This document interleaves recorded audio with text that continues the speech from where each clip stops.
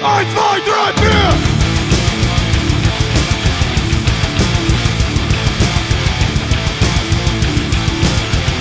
From the Rifts! Hey, welcome back to From the Rifts. This is part 2 of Rifts Lemuria, and we did promise we'd be back, and there's a whole lot more to talk about, so let's get right to it. Okay, the first one, we're basically going to go through the OCCs now. The first one is the Birdmen Warrior. Yeah, the Tangata Manu. They're a bit of a deviation from the, so far, completely aquatic aspect of Lemuria. Essentially, these were Lemurians who were part of a cult, and they decided to go to what we know now as the Easter Island area, and they had an affinity with birds, and they admired birds. I would imagine mostly seafaring birds.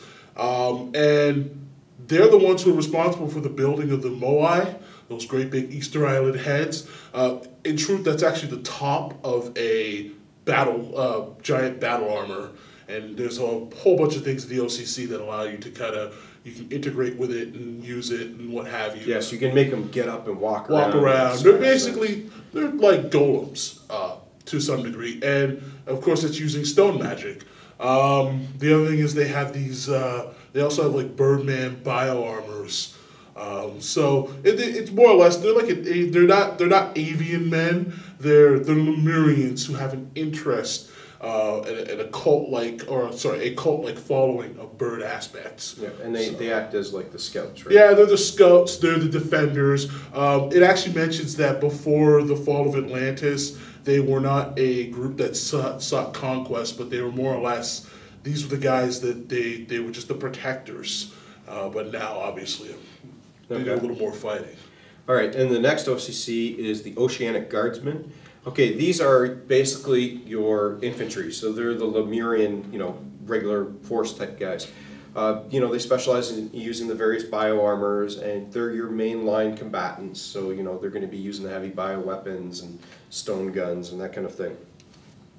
Okay, after that we have the Sea Sentinels. Now the Sea Sentinels you could think of as kind of like your ace combat pilots, and then these are the ones who fly those stone battleships. Yeah, they're stone aircraft. Sounds a little odd, but they have like a conical shape to them, and stone magic makes it all possible. Yeah. Because essentially that's what the Lemurians have bonded with. This would allow them to be so advanced. This is the path they went on, and so therefore stone ships is not really a leap and a bound for them. Yeah. So they're your fighter pilots. Next we have the Serpent Hunters. We touched on these before. These are the guys who seek out sea serpents and monsters, and where normal Lemurians have abilities and empor with regular animals, these guys have abilities and empor with sea serpents and monsters. Now it's not that they're out to kill them, just quite the opposite. They want to capture them, bring them home, and use them. Why fight your own war when you can get a sea serpent to do it for you? I will mention that some of the art depicting a few of these creatures is just killer. We'll do an insert for you, but really, I want my own seahorse, whatever the hell it is. It's awesome, and I would ride one, and I would feed it small Lemurian children, everything. It's just very cool. Okay. But after that, we go into the very psychic ones. We got a new one called the Shrieker. Because sound is more powerful underwater than it is on land, there's a whole psychic class of Shriekers, and they're basically kind of like the sound version of a burster. That's it, the quickest way to say it. So, all their powers relate with sound. I mean, they could use it above the ocean or in the ocean, but it's obviously more powerful under the water. Now, the Spouter is the next one. Again, another psychic, and this one it revolves around water. That's what we call Spouter.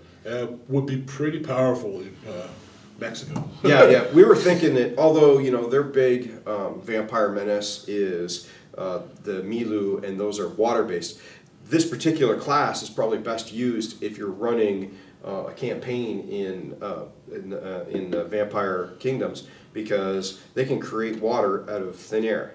You could really mess with the regular vampires. Yeah, for sure. Okay, after that we have the Biomancer Gene Mage. Now these are like the old Biomancers in South America. I can't remember which book. But they're a lot more powerful. They can do a lot more. They're the source of all this technology. I mean, I don't know what you think about the biotech, but I think it's pretty cool. You'll never run out of power. Yeah. You know, as long as you got people. Yeah, well, yeah, most of it is PPE based, or these things feed and live off what's in the air, or your skin cells when you're wearing a suit. Okay, and the last one's Lemurian Scout, and basically that's a wilderness scout for underwater. It's not much more than that.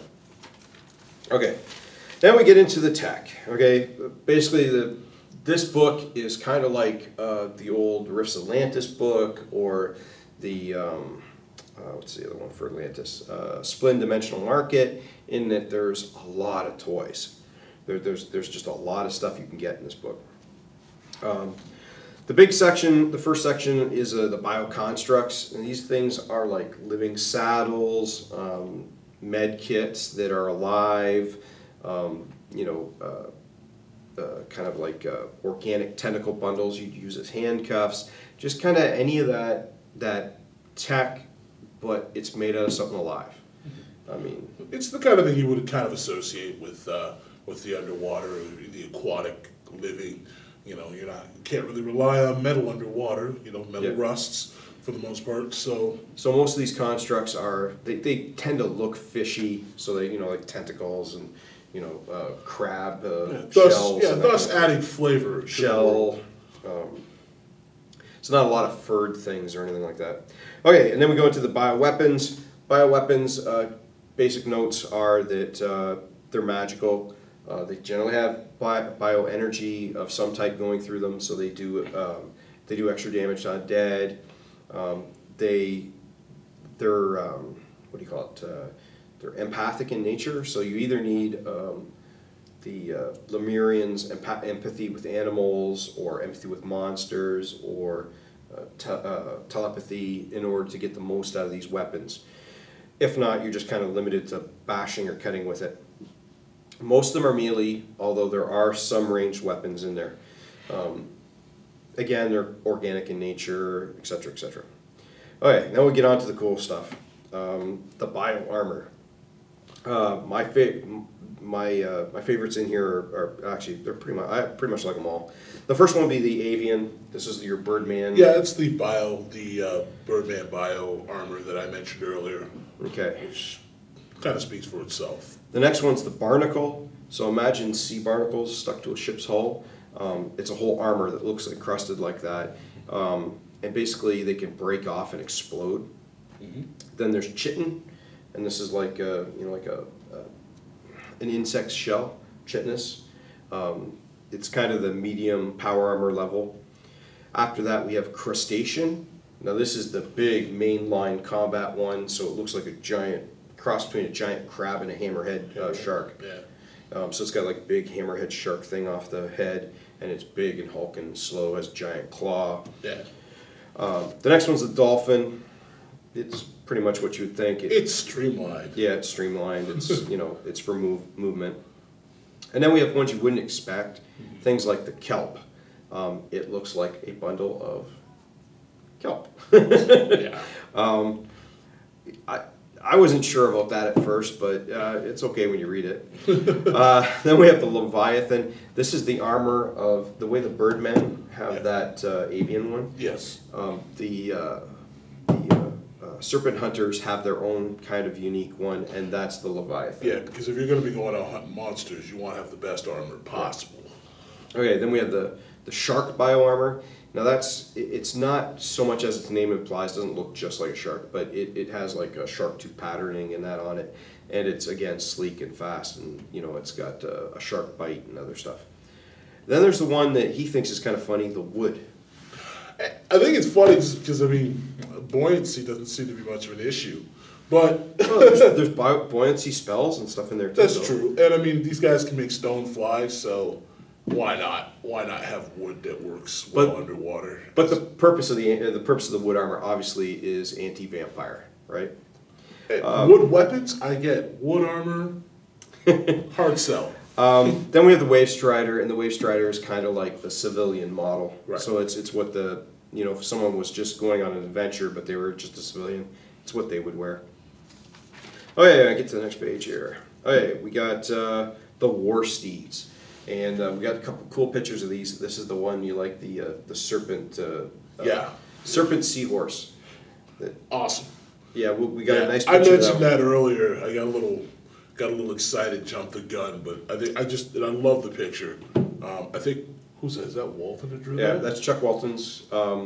The major people in this book is Greg Dazik did the writing. Then there's additional writing by Matthew Clements and Kevin, and then a lot of the coolest pictures and ones that ended up being interpreted by Kevin or Matthew is by Chuck Walton. He kind of sets the flavor for the biotech. Yeah, and it really does look, it looks splendid. Okay, and after that, my favorite one, unlike he likes the serpent seahorse, I like the panther shark. It's this. It looks like a cross between a panther and a shark. It's a great big claws to rip in it, and it does look pretty gnarly. It's less majestic, but it does look pretty cool. But it looks too like it could run across a beach or up onto a plane or whatever. You know what I mean? And then there's others, but we'll get on to the next stuff. Next, we have the stone vehicles. Now these are what was his name? The pilot. Sea Sentinels. The Sea Sentinels are the aircraft combat pilots, and they generally drive these vehicles. So you have, I'll just run through them. There's a Sea Dart Intruder, it's just like a light fighter. There's the Cloud Shell, which is the true fighter craft. A lot of these are equipped with either stone weapons or organic weapons that are held inside the stone. There's a Cloud Wind Transport, so a giant stone transport ship. Then there's the Wave Shadow Submarine, so this is an actual submarine but made out of stone. There's a Scuttler Sub-Tank, so it's a tank made out of stone, but like all of them, it can go in the water too. And then I put down in here that there's the Moai, because even though the Moai really are only usable by those bird guys, right? They're giant, they're stone, they're walking. Oh, and they can be used as subs. They can be used. They can actually go down. I think it's 6 miles. From what I remember. And they can fly too, right? Yeah, they can fly. The other thing, they can fly. I guess although I think when they're underwater, they can't be used. They're not really used for combat underwater, just exploration. But yeah, that seems to round out our tech, and I think that rounds up just about all my notes. So that gives you guys a good idea of what's in this book. And what's more or less, we got the copy, and we said, oh man, we got to film it. We promised people we were going to get stuff that was brand new. Here it is. It's brand new, brand spanking new. So thank you for checking us out. Like it, enjoy it, and hopefully you will pick up the book. We'll see you next time on From the Riffs. I'm Big Will Johnson. Carmen Blair. Take it easy. See ya.